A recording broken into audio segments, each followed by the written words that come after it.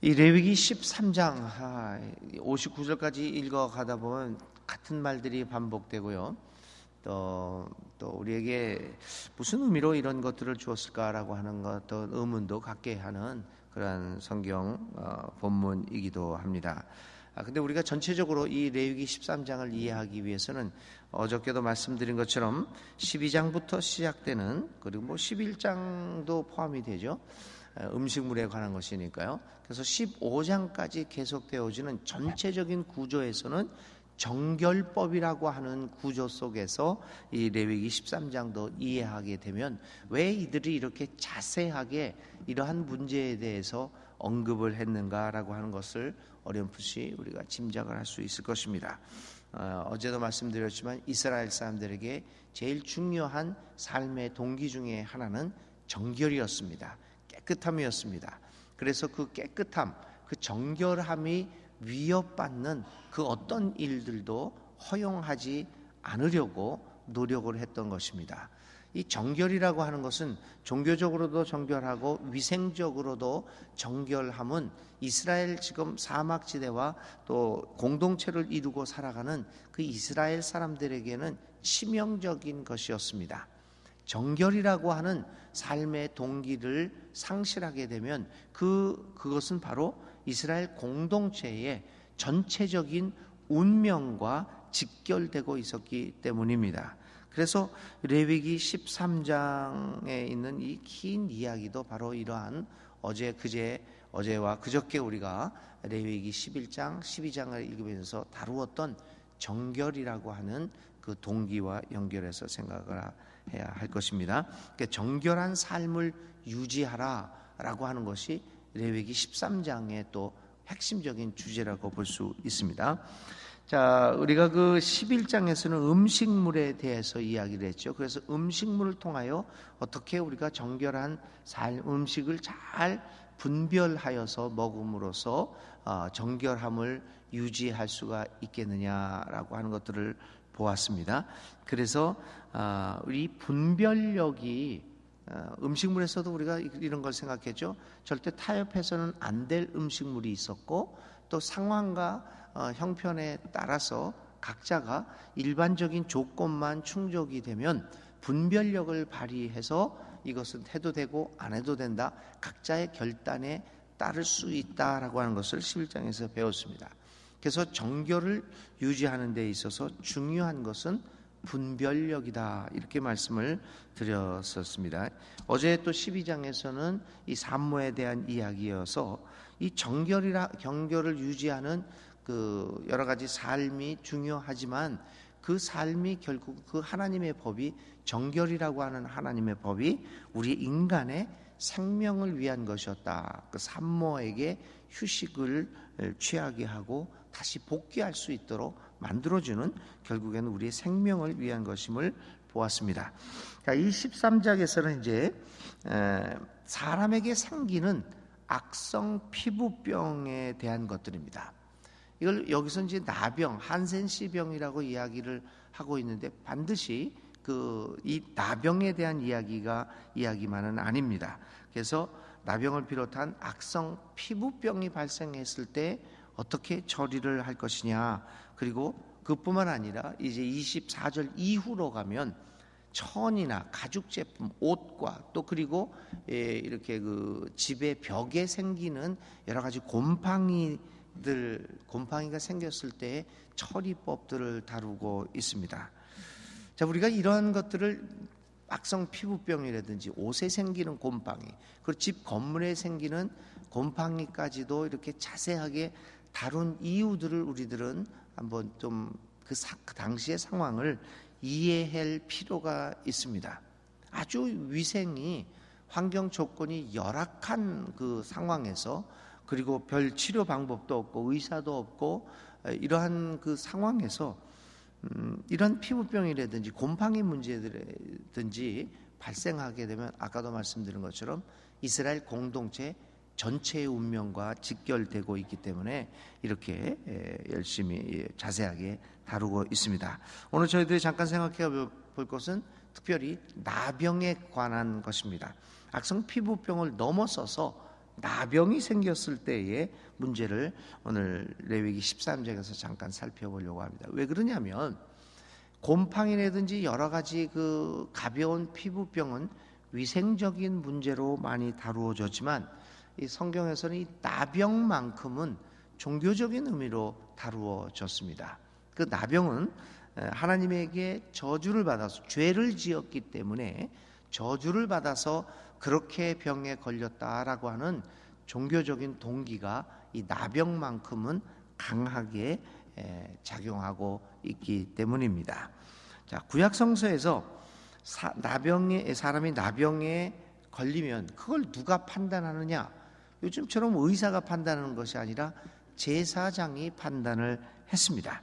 그리고 제사장이 그를 나병 환자다, 그러므로 부정한 자라고 선언을 하게 되었죠. 여러분들이 아시는 것처럼 사람이 나병에 걸리면 그가 그동안 누렸던 삶의 모든 것들을 빼앗겼습니다. 우리는 그것을 보면서 단순히 그 병에 의해서 빼앗긴 것이 아니라 당시 이스라엘 사람들은 이 사람이 이렇게 나병에 걸린 것은 죄를 지었기 때문에 저주를 받았다. 그러므로 이 나병에 걸린 사람들을 보면서 이스라엘 백성들은 죄의 무서움에 대하여 다시 한번 상기하게 되었던 것입니다. 오늘 우리도 마찬가지죠. 이 나병에 걸리면, 죄에 걸리면 어쩌면 우리가 누려왔던 삶의 모든 것들을 빼앗기는 참혹한 결과를 가져올 수도 있을 것입니다. 그 죄의 무서움을 당시의 사람들은 이 나병 환자를 보면서 깨닫고 있었습니다. 나병 환자는 진지 밖에서 혼자 살아야 했습니다. 그러니까 이제 그거를 좀 더 확대해서 이야기하면 성문 밖에서 살았다는 것이죠. 이 진지 밖, 그리고 성문 밖이라고 하는 장소의 개념은 굉장히 중요합니다. 우리가 나중에 이제 또 레위기, 그다음에 민수기 이런 거를 그 율법을 읽어가면서 보겠지만요, 성문 안과 성문 밖은 굉장히 구별이 많이 됩니다.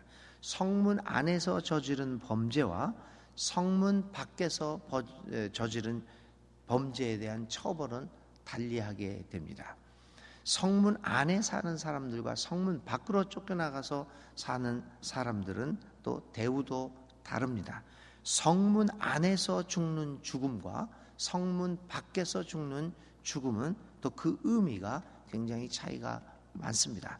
성문 밖이라고 하는 것은 다 저주받은 삶이라고, 그래서 하나님의 아이에게 철저히 버림받은 삶으로 생각을 했습니다. 히브리서에서는 그 예수님의 죽음을 이야기하면서 뭐라고 말씀하고 기록되어 있죠. 주님께서는 성문 밖에서 고난을 받으시고 성문 밖에서 죽으셨다라고 표현합니다. 이 말은 그 예수님의 죽음이 철저히 그렇게 버림받은 죽음같이 그렇게 처절한 죽음이었다라고 하는 것을 이야기하고 있는 것이지요. 나병 환자는 이처럼 진지 밖에서 혼자 살아야 됐습니다. 가족과도 철저히 이별되어서 살아갈 수밖에 없습니다. 결국 나병에 걸리면 내 자신뿐만 아니라 가족 모두가 고통과 좌절을 겪게 되었던 것입니다.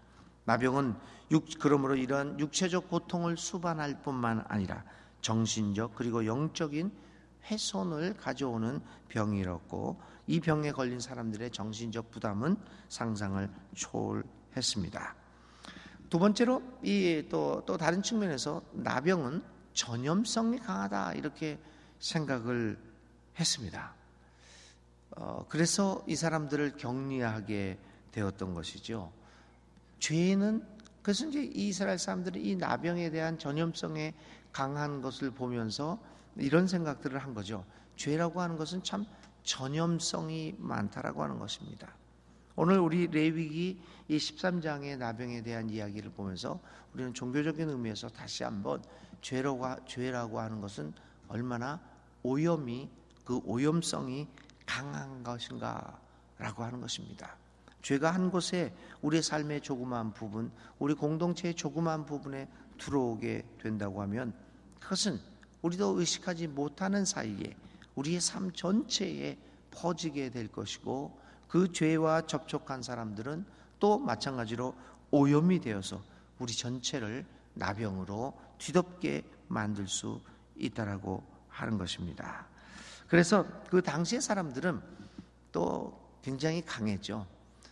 이 나병이라는 것이 접촉에 의해서 오염이 되고 전염이 되는데, 그 당시의 사람들은 보기만 해도, 이렇게 눈을 마주치기만 해도 다른 사람에게 전염된다고 믿었습니다. 그래서 나병 환자는 인적이 많은 도로 근방에는 결코 올 수 없었습니다. 만일 자기가, 나병 환자들은 법으로 그렇게 되어 있었습니다. 나병 환자가 있는데 이 정상인 사람이 여기에 나병 환자 있는 거를 모르고, 가까이 있는 거를 모르고 이렇게 지나가게 가까이 옵니다. 나병 환자는 정상의 사람이 다가오는 것을 보게 되죠. 그러면 나병 환자는 소리를 쳐야 합니다. 내가 여기 있다, 나병 걸린 내가 여기 있다 라고 소리쳐서 그 나병 환자를 보지 못한 정상인들로 하여금 경고를 받아서 돌아가도록, 이렇게까지 아주 비참한 삶을 살아가게 되었습니다. 자, 이렇게 이런 식으로 구약 성서 시대는 나병을 육체적 질병의 감염뿐만 아니라 죄로 인하여 하나님의 저주를 받은 그러한 엄청난 병이었음을 이야기하고 있습니다. 오늘 사랑하는 교우 여러분, 오늘 우리는 나병은, 오늘 이 성경을 보면서 나병은 살아서 죽음을 가지고 있는 병이라고 하는 것을 우리는 보게 되었습니다.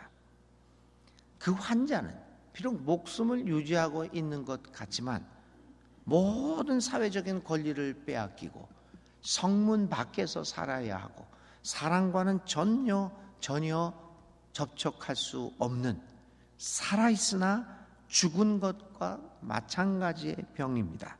그래서 나병을 살아서, 성서적인 의미입니다. 여기 요즘 우리 사회에서는 그런 것은 당연히 아니죠.